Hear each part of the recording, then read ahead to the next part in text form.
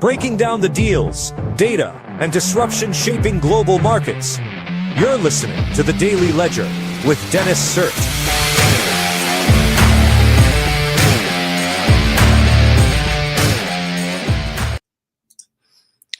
Ladies and gentlemen, it is Wednesday, December 10th, 2025.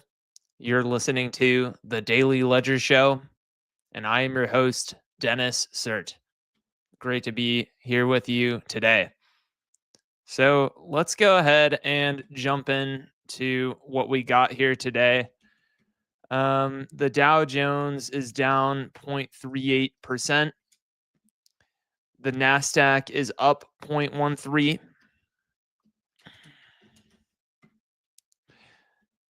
The S&P 500 is down 0.09%. And Bitcoin is at 91,879 today. So what are the big headlines? First off, the Fed is meeting kind of as we speak. And they're widely expected to cut the rate by another 0.25%. So we have that. I'd be very surprised if they kept it steady rather than cut. The labor market still isn't doing very well. What's funny is, like, the Wall Street Journal and the New York Times are saying, oh, wow, it's a divided Fed. And it's like the FOMC notes from the last meeting were not divided. 11 of the 12 voting members wanted a cut. One of them wanted more cutting. And then there's 1 out of 12 who was against it. But I already talked about that a few weeks ago, so I won't rehash it. But yeah, it's very, very divided. Very divided. Yeah, okay. Yeah, so I wanted to talk about how startups are moving into the rare earth space now.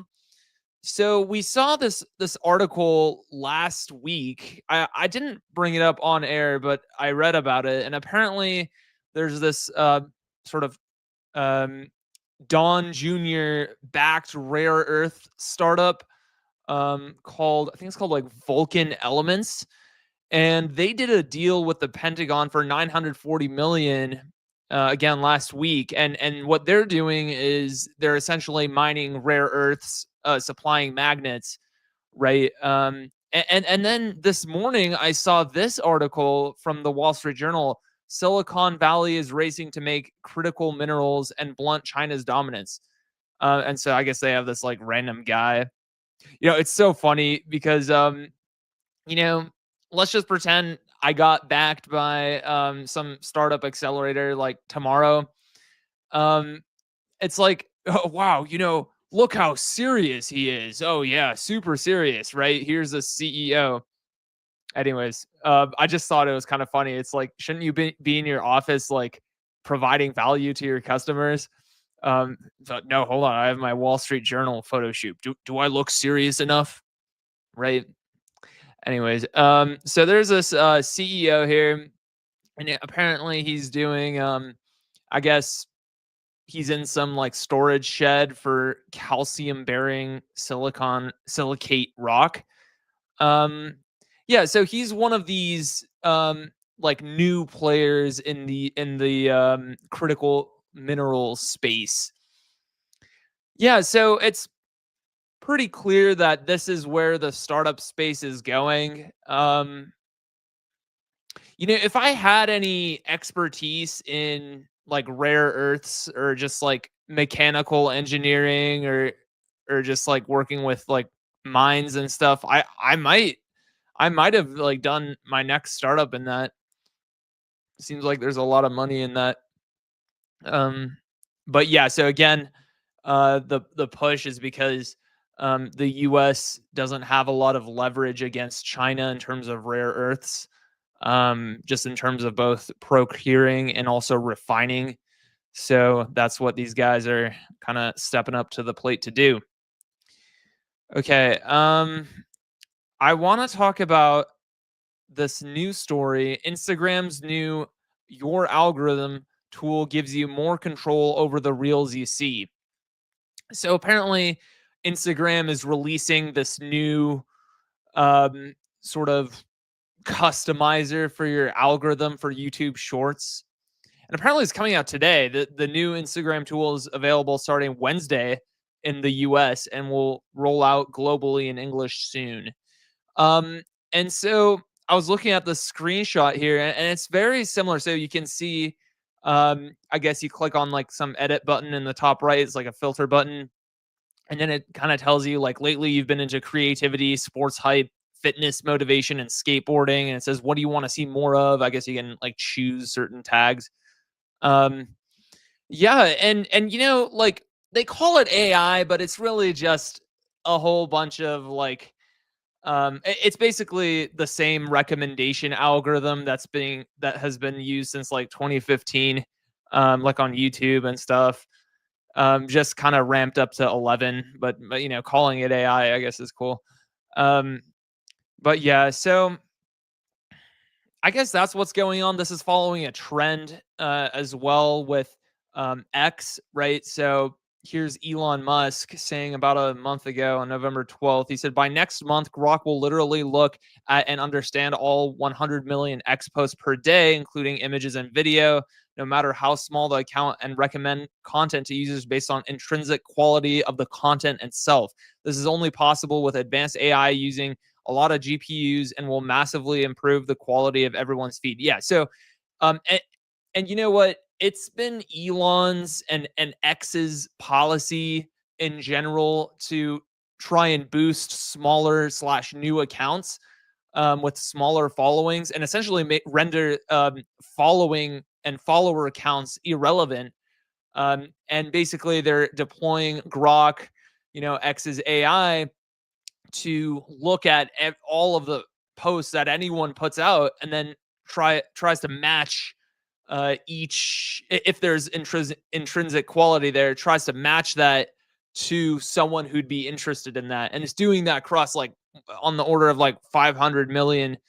Well, I guess there are 400 million like active users. I was just listening to a clip on a podcast. He was talking about it. But there are 100 million X posts per day that you have to match to these people. So yeah, it's pretty wild. Yeah. So they're using AI to help better see, what you'd be interested in and kind of present that to you, right? So both Instagram and X. I guess Instagram kind of beat them to the punch, huh? All right. Let's move on to the last story I want to talk about here this morning. Hinge CEO steps down to launch Overtone, an AI dating app. So here's the thing. Swiping, I'm sort of wondering if it's becoming passe. So you look at some of these studies. I think Forbes has a study out there. 79% of Gen Z feel, quote, dating app burnout. And just, having to swipe seems it seems a little bit dumb in 2025. In 2013 or whatever, yeah, I mean, that's cool, I guess. Novel.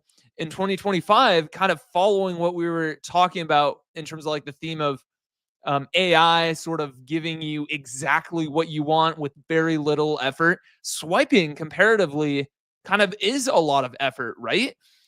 Because you have to kind of, swipe, and you have to think about if you like the person, read their bio, look at their photos or whatever. And it's like, okay, well, I'm going to say, oh crap, I forgot to, I accidentally swipe left. I want to swipe right. Like, who wants to deal with that in 2025? And I think that's what, first of all, that's what we see with the statistics. It's not just me coming up with like a scenario. That's what the statistics show. People are sort of getting, specifically Gen Z is being disillusioned, as well as what some of these executives at Match Group, which sort of owns almost everybody, are thinking, right? So Tinder, Hinge, etc. Plenty of fish. So Hinge CEO Justin McLeod is stepping down from his role to launch a new AI dating product called Overtone. And apparently it has to do with like voice. So I guess it's not exactly clear what it is. I think the most it went into detail was it's an early stage dating service focused on using AI and voice tools to help people connect in a more thoughtful and personal way. So I guess like, I'd sort of imagine that you're going to be, as a user, like kind of, I guess, speaking your interests or something. And then the AI is going to match it to people who are interested in those same things, and probably like remove swiping altogether. Um, yeah. So there's that. Of course, there are also other reasons why I think that Gen Z is being disillusioned and, sort of spending less time on dating apps, swiping less. I don't think it's super appropriate to go into that today or on this podcast. I really want this to be kind of focused on AI, cutting edge technology, finance. But in terms of why Gen Z is being disillusioned, I mean, there are a lot of reasons. I'll keep that off air, but yeah, so that's what I wanted to say. Is swiping passe? It's been passe for a while. Let's see what overtone does, and even what it is really. And so again, it sort of in this article kind of talked about what we were talking about earlier this week about Hinge's new AI feature, Convo Starters. So I guess continuing that thread. Okay. I want to shift gears into the sponsor of the show, which of course is Byte AI. Byte AI is a direct-to-consumer iOS app. It's basically a financial co-pilot, tells you when to enter and exit the stock market. Um, it basically analyzes the RSI curve, Bollinger Bands, MACD/signal curve, or AKA the technical indicators. Economists use this to trade professionally, as well as news sentiment, and then comes up with a succinct sort of recommendation or analysis, really, that's neutral, as we see here, or underbought or overbought, depending on that stock at that time. And it changes from hour to hour because it's really a day trading tool. All these things change, all the numbers change, like the RSI curve stuff changes every hour. So, of course, neither Byte AI nor I are financial advisors. So, just remember that past success does not guarantee future results. That being said, all of these are neutral, and I usually like to talk about the non-neutral ones. Oh yeah, I had to refresh that one. Whoops. Um, mm, mm, mm, mm, mm, mm. Okay, yeah, there must be something going on. I actually pushed out an update yesterday, and I think that's what's causing this. So I'm gonna go fix that, and then this should be up and running by the time tomorrow rolls around. Okay, let's go ahead and leave it there. Thanks so much for tuning in, and I hope you guys make a lot of money out there. And I will see you tomorrow. Peace.